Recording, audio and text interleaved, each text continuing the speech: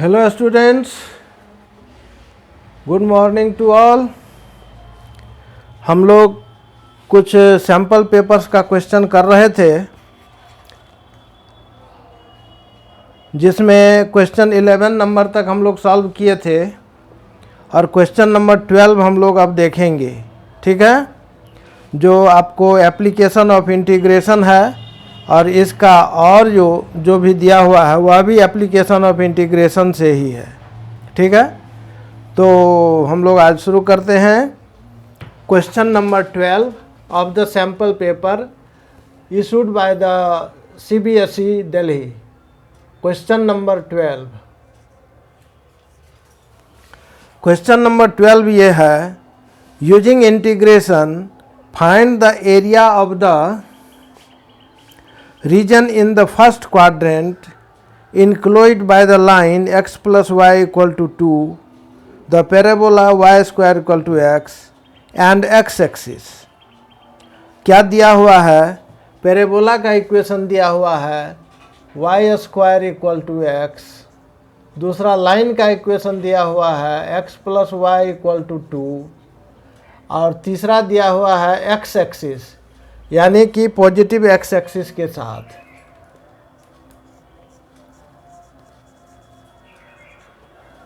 ठीक है, तो इसका हम लोग पहले सबसे पहला तो सॉल्व करें कि Y square equal to X है, तो इस इक्वेशन में रखें कि एक्स के बदले में वाई स्क्वायर, तो इसको सॉल्व करेंगे तो Y square plus Y plus minus 2 is equal to 0 हो जाएगा। तो इसको सॉल्व करें तो Y square plus 2y minus Y minus 2 is equal to 0।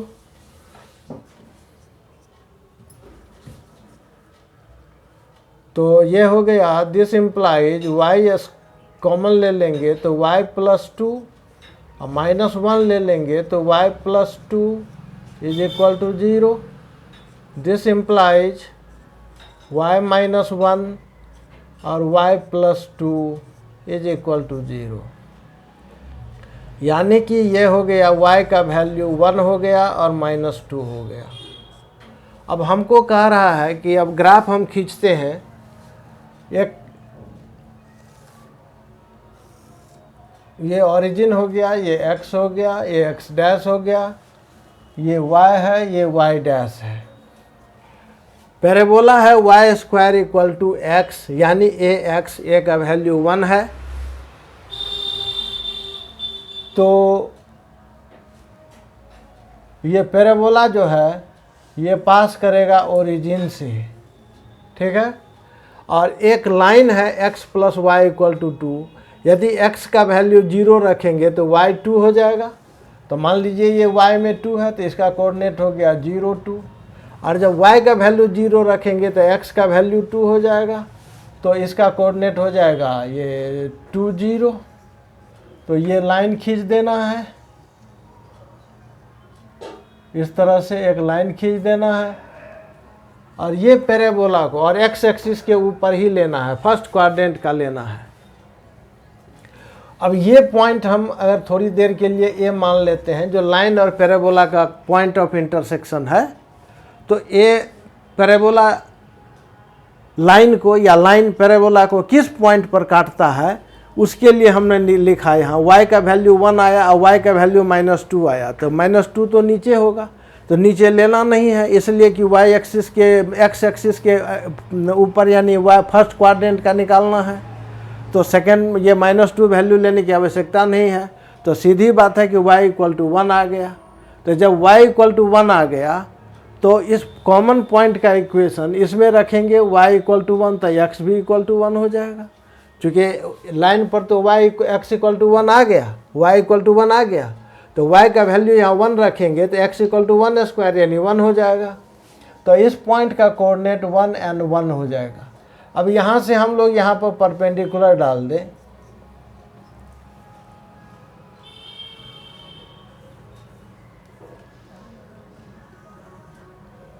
ये परपेंडिकुलर डाल दें तो इस पॉइंट का कोऑर्डिनेट हो जाएगा 1 0।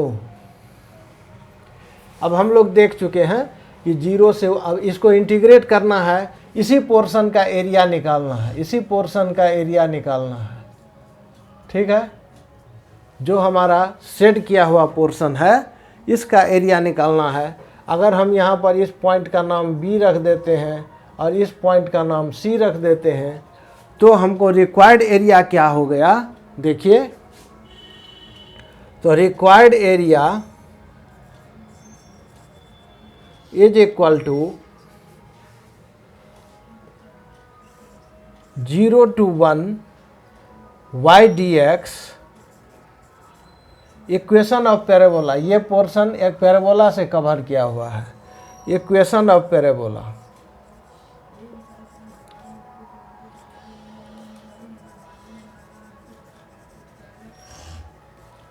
Plus 1 to 2 y dx equation of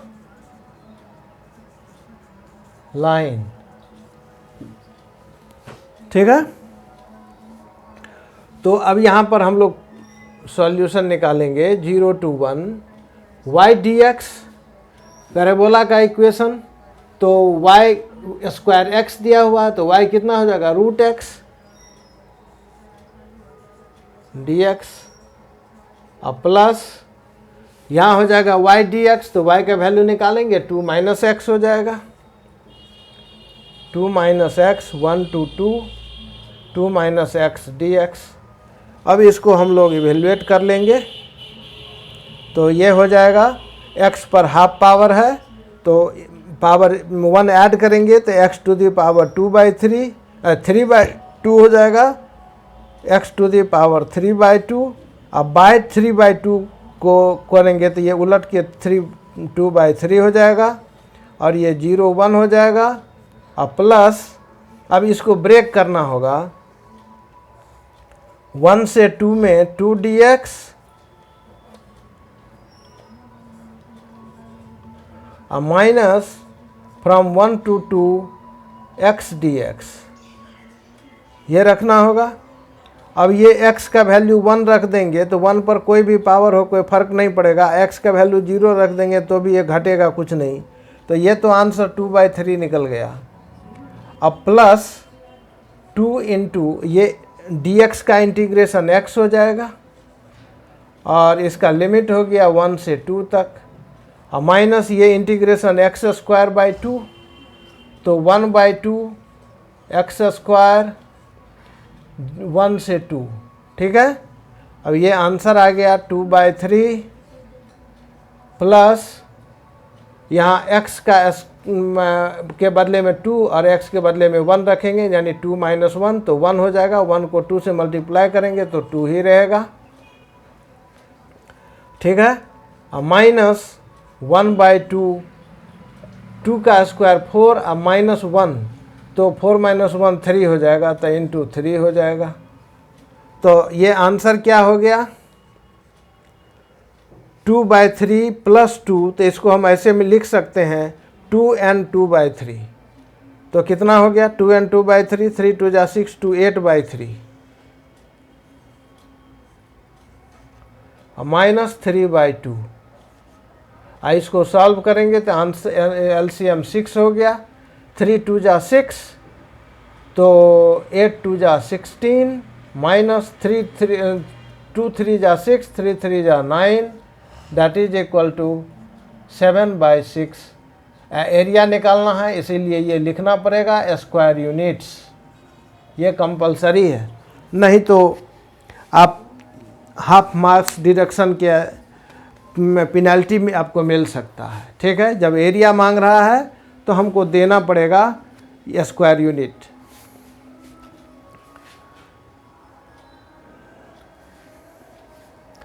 तो मुझे नहीं लग रहा है कि इसमें कोई कन्फ्यूजन होना चाहिए, सिर्फ डायग्राम को देखिए कैसे निकाले हैं।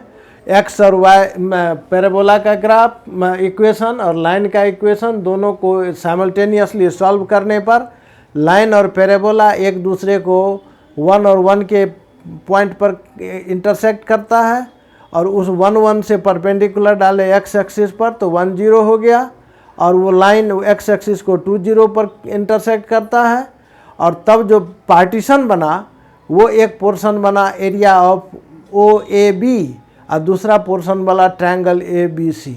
तो दोनों का एरिया निकाल देंगे और जोड़ दिए। और इसको इस चूँकि इंटीग्रेशन के मेथड से बनाना है इसीलिए हमको इंटीग्रेशन लिखना था। ऐसे तो इस ट्रायंगल का एरिया आप ये परपेंडिकुलर डाले तो इसका लेंथ 1 हो गया और यहाँ से यहाँ ये 1 है और टोटल 2 है तो ये भी 1 हो गया।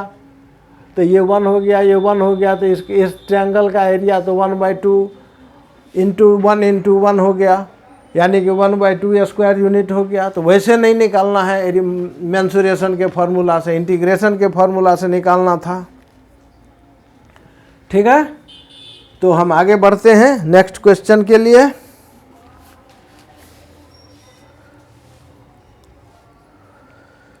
नेक्स्ट क्वेश्चन में सेम टू सेम उसी तरह का क्वेश्चन है। एक लाइन का इक्वेशन है और एक यहाँ पैराबोला के बदले में सर्कल का इक्वेशन है जो दिया हुआ है लेस देन इक्वल टू करके। ठीक है,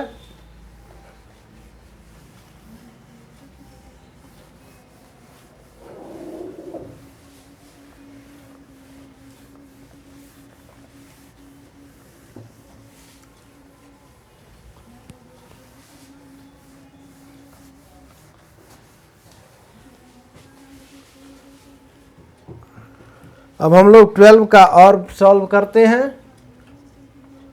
जो ऑप्शनल है दिया हुआ, ये बनाइए या पहले वाला बनाइए। तो इसमें दिया हुआ है XY such that 0 less than equal to y less than equal to √3x and x square plus y square less than equal to 4। ये हमारा इक्वेशन दिया हुआ है, यानी ये लाइन का इक्वेशन हो गया, ये सर्कल का इक्वेशन हो गया।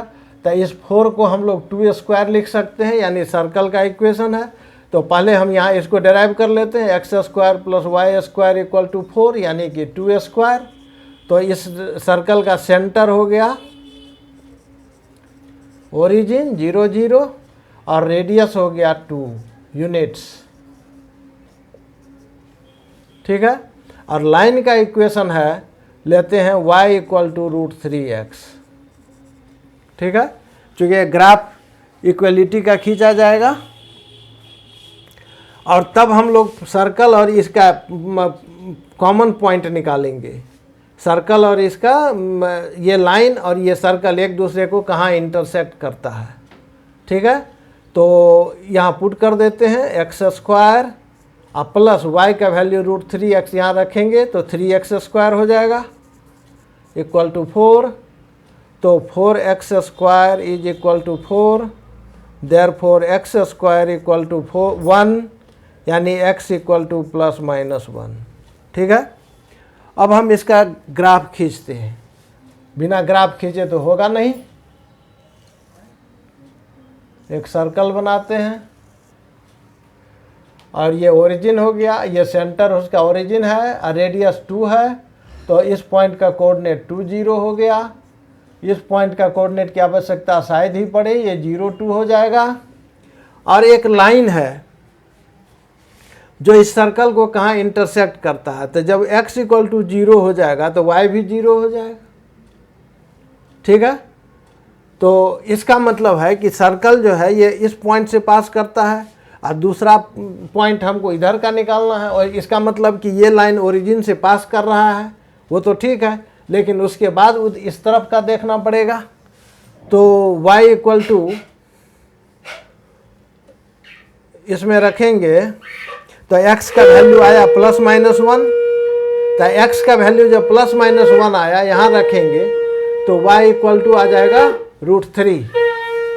तो ये पोर्शन मान लिया जाए कि ये √3 है। ये इस पॉइंट का कोऑर्डिनेट हो गया 1 एंड √3, x का वैल्यू 1 और y का वैल्यू √3, और तब इसको मिला देंगे तो इसका इक्वेशन निकालना है। इस लाइन, सर्कल और इस x एक्सिस के बीच जो पोर्शन इंक्लोज्ड हो गया उसका एरिया निकालना है। अब यहाँ से भी इस पर हमको परपेंडिकुलर डालना होगा। तो इस पॉइंट, ये तो यहाँ तक तो 2 है, ये पॉइंट 1 हो गया, ये 1 0 हो गया। अब देखिए एरिया कैसे निकालेंगे। तो इस पूरे पोर्शन का मान लीजिए ये पॉइंट ए है, ये ओ हो गया, ये ए हो गया, ये बी हो गया, इस पॉइंट का नाम हम सी रख देते हैं, ठीक है। तो ओ ए बी ये पूरे पोर्शन का एरिया हमको निकालना है। इस एरिया को निकालने के लिए इसको हम दो भाग में बांटेंगे, एक भाग ये हो गया, एक भाग ये हो गया, ठीक है। तो एक भाग में लाइन का इक्वेशन, एक भाग में सर्कल का इक्वेशन। तो यहाँ लिखते हैं required area equal to 0 to 1। ये लाइन, ये जो पोर्शन लंब परपेंडिकुलर डाले हैं ये 1 तक जाता है। तो 0 to 1 y dx, लेकिन यहाँ लाइन का इक्वेशन होगा, equation of line plus 1 to 2 y dx equation of circle, ठीक है। अब इसको वैल्यू बैठा दीजिए 0 to 1। अब यह लाइन का इक्वेशन देना, तो y के बदले में क्या लिखेंगे, √3। तो √3 को बाहर कर लीजिए, यहाँ x लिख दीजिए √3x। अब प्लस सर्कल का इक्वेशन हो गया 1 to 2। तो y का वैल्यू क्या निकलेगा यहाँ से, यानी कि y इक्वल टू हो जाएगा √4 - x², ठीक है। तो यहाँ लिखेंगे √4 को लिख दीजिए, अब 2² - x² dx। अब इसको इंटीग्रेट करना है, तो ये x का x² हो गया, तो √3/2 x², 0 से 1 प्लस इसका इस पोर्शन का आंसर हो जाएगा 1/2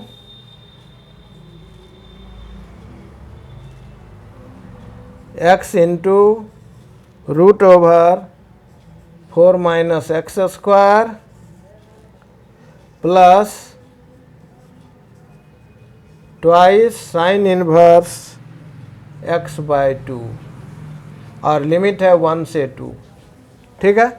अब देखिए जब 2 लिमिट रखेंगे तो यहाँ x का वैल्यू 2 दीजिएगा, तो 4 - 4 0 हो जाएगा, तो 2 पर ये पोर्शन ख़त्म हो गया। और x का वैल्यू 2 दीजिएगा तो ये 1 हो जाएगा, 2 हो जाएगा, 2/2 1 हो जाएगा, तो ये 2 साइन इनवर्स 1 हो जाएगा। तो यहाँ देखिए इसको लिखते हैं √3/2, आइए 1 - 0 तो 1 ही रह गया, कोई दिक्कत नहीं।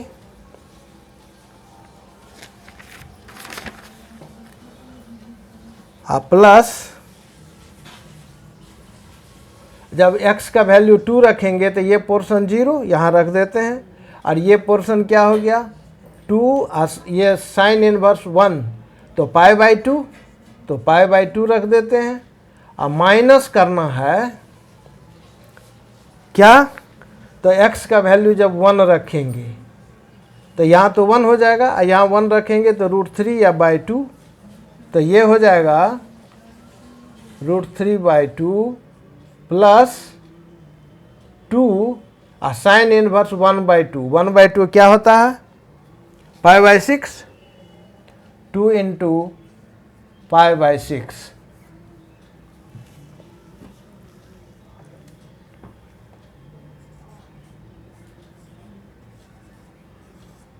यहाँ इसको कैंसिल करेंगे, 3 आ गया।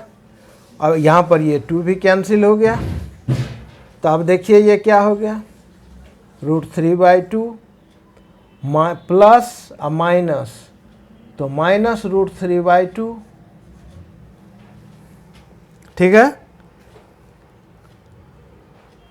नहीं ये पाई रहेगा, प्लस पाई, ये पाई रहेगा, और ये माइनस √3/2 पहले लिख दिए, कोई दिक्कत नहीं है।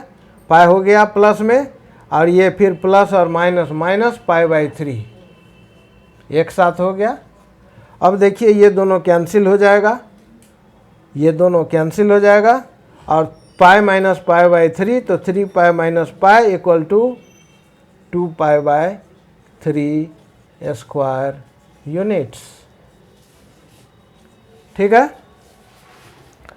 तो अभी के क्लास में हम लोग इतना ही देखते हैं। अब 2 क्वेश्चन बचा है, इस 2 क्वेश्चन को हम लोग नेक्स्ट क्लास में देख लेंगे।